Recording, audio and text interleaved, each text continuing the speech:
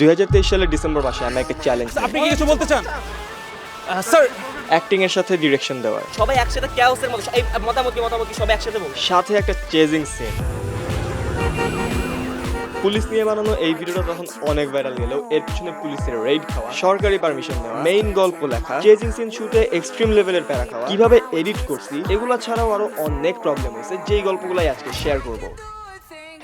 গল্পের কথায় আসলে 4 বছর আগে আমি যখন স্কুলে পড়তাম, ড্রপ দেওয়ার আগে ক্লাসে বোর হইতে হইতে মাথায় কিছু প্লট আসছিল, একটা রেয়ার ক্রাইম করা, ওইটার জন্য অ্যারেস্ট হওয়া, যেটাই মেইনলি আনকমফোর্টেবলি ফানি বানাবে ভিডিওকে, ভিডিওর ইউনিভার্সকে বড় বানাইতে মাল্টিপল নিউজ রিপোর্টারদের ক্লিপ, ঢাকার রাস্তায় পুলিশ চেস, আর মোস্ট ইম্পর্টেন্টলি একে ভার্সেস একে দেখার পর রিয়েল লাইফের নামে ক্যারেক্টারের নাম দেওয়া ফ্যাসিনেটিং লাগছে আমার কাছে অনেক। দ্যাটস ওয়াই তাকদির তালহাকে গ্রেফতার করতে গেলে পুলিশ দেখে ঘটনাস্থল থেকে পলায়ন করেন তিনি। আগাও বুঝি না, মাথাও বুঝি। আর শুরুতেই যেহেতু আমার মাথার থটসকে কাগজে আনতে হবে, তাই আমি স্টোরি বোর্ড করা শুরু করি। আর যেহেতু ইন্ডিপেন্ডেন্ট ফিল্ম মেকার, তো এবার আমাদের কাগজের জিনিসকে বাস্তবে আনতে হবে।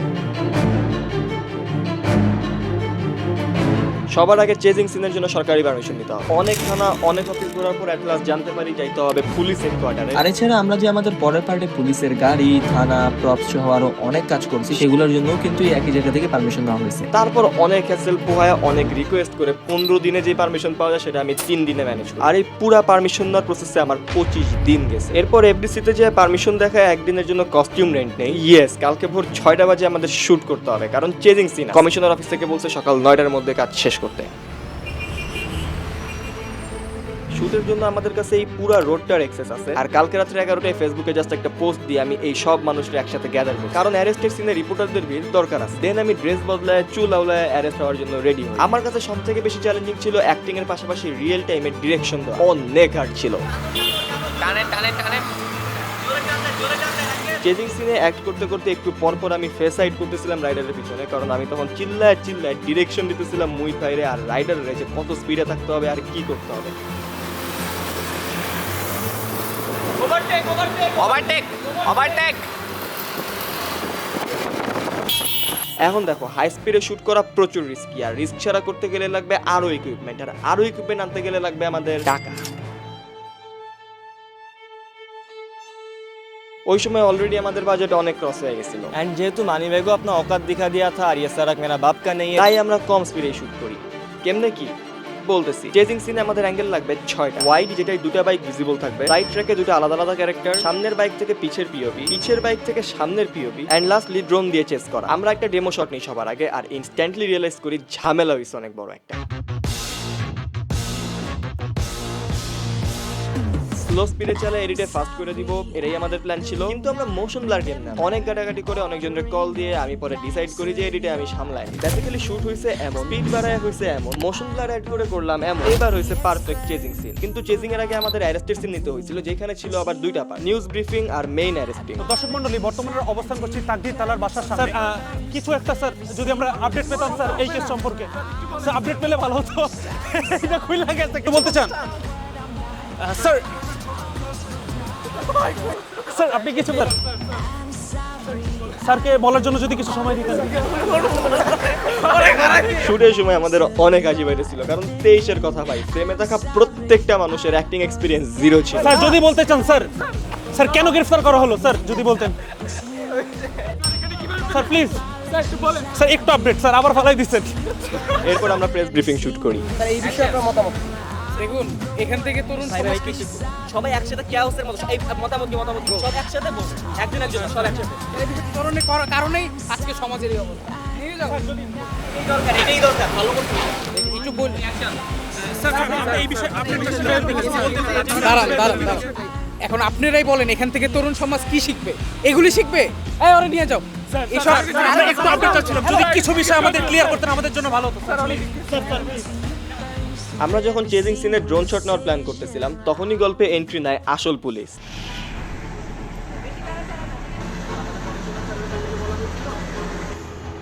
পারমিশন লেটার দেখানোর পরও অনেকক্ষণ ধরে অনেক কাহিনী করার পর ওনারা তারপর চলে যান, আর তারপর আমরা আমাদের শুট আবার কন্টিনিউ।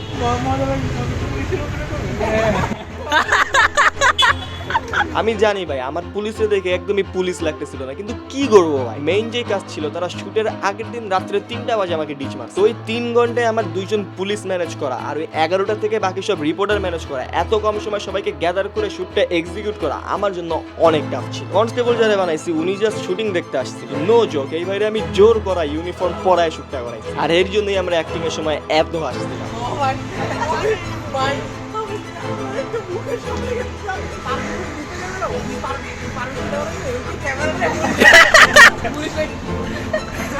ওনাদের নিয়ে কথা বলতে বলতে ওনারা আবার চলে আসে, কারণ 9:30 বেজে যায়, মানুষ অনেক ভাবতেছিল। তোমরা বিশ্বাস করবে না ভাই, উপরে থেকে একজন সানগ্লাস পরে এরকম করতেছে।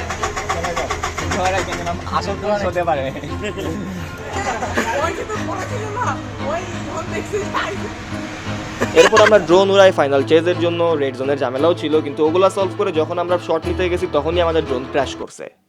এখন দেখো তাকদীর তালার ভিডিও আর ড্রোন ক্র্যাশ করবে না, এটা তো ইম্পসিবল, তাই না? কিন্তু কোনো মতো চালানোর মতো ফুটেজ আমরা পেয়ে গেছিলাম, তাই খুব বেশি একটা প্যারা হয় নাই, কিন্তু একটু লস হয়েছে। পরে আমি তো শর্ট দিতেছি, দিতে দিতে বাড়ি খেলাম, পাখি বাড়ি খাইলো, ড্রোন বাড়ি খায়া এরকম। আউটডোরের প্যাকআপ শেষ করি এন্ড এইবার আছে ইনডোর।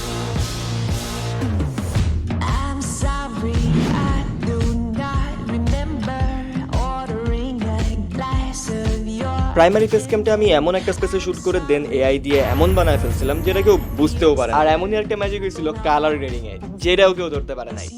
তোমরাই দেখো।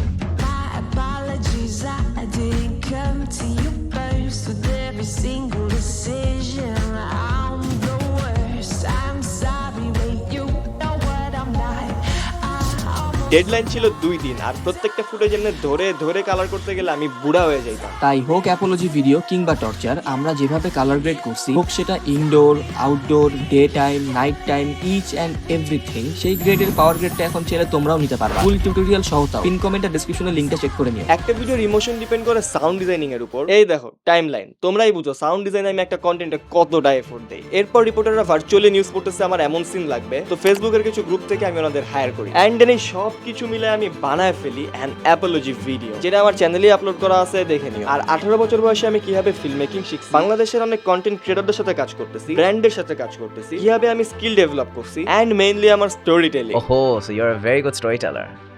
স্টোরি টেলিং জিনিস না আমাদের দেশের মানুষকে অ্যাকচুয়ালি বুঝাইতেই ভাই প্যারা হয়ে যায়। Yes I am story teller, but বাংলাদেশের মানুষকে বুঝানো অনেক হার্ড। হোক সেটা ইভেন 32 মিনিটের একটা ভিডিও ফেসবুকে চলা আমার নেপালের ফিল্মটা, যেটা আবার তোমাদের ফেভারিট ক্রিয়েটরদের অনেক পছন্দ হয়েছে, কিংবা একটা হাই স্কুল ড্রপ আউটের ভ্লগ যেটাতেও তোমাদের ফেভারিট ক্রিয়েটরদের কমেন্টে ভরে গেছে, অথবা আমার লাইফে বানানো ফার্স্ট রিল যেটা কিনা সিনেপ্লেক্সে স্ক্রিন করা হয়েছিল, টিকটক থেকে অ্যাওয়ার্ডও দিয়েছে, অথবা আমার রিসেন্ট রিলিজ হওয়া ফিল্ম যেটা দেশের পপুলার অ্যাক্টর থেকে শুরু করে কন্টেন্ট ক্রিয়েটর সবাই পার্ট হয়েছে। আর তোমরা কমেন্ট করো যে কেমনে আমি এগুলা করি, এত কম ভিডিও বানাও, এত কিছু করতে পারার মেইন রিজনটাই হইতেছে কিন্তু আমার স্টোরি টেলিং। আমি প্ল্যান করতেছি তোমাদের স্টোরি টেলিং শিখাবো, কিভাবে স্টোরি টেলিং কন্টেন্ট বানাইতে হয়। আমার মতো আমার থেকেও ভালো কন্টেন্ট যদি তোমরা ক্রিয়েট করতে চাও। আর শুধু স্টোরি টেলিংই না, বইয়ের পাতার থিওরিতে ফিল্ম মেকিং বলা আর করা কিন্তু অনেক সহজ হইলো, বাংলাদেশে প্র্যাকটিক্যালি কাজ করতে গেলে কিন্তু অনেক সমস্যা আছে। তো লিগ্যাল পারমিশন, কম টাকায় সেট বানানো, গান বানানো, সরকারি জিনিস ম্যানেজ করা, বড় অ্যাক্টরদের কাস্ট করা থেকে শুরু করে ইচ এন্ড এভরিথিং, আমি যা একটা প্রজেক্ট বানাইতে যা ফেস করছি সেটার এক্সপিরিয়েন্স জানতে হইলে, আমি কেমনে কি করি জানতে হইলে, তোমরা লিংকে ক্লিক করে আমার এই কোর্সটা ট্রাই করে দেখতে পারো। তাকি তালা সাইনিং আউট,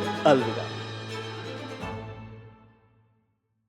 जब गिरता था मैं तो हंसने वाला साथ था, जब उठने लगा तो कहने लगा अरे ये तो हमारा आदमी है।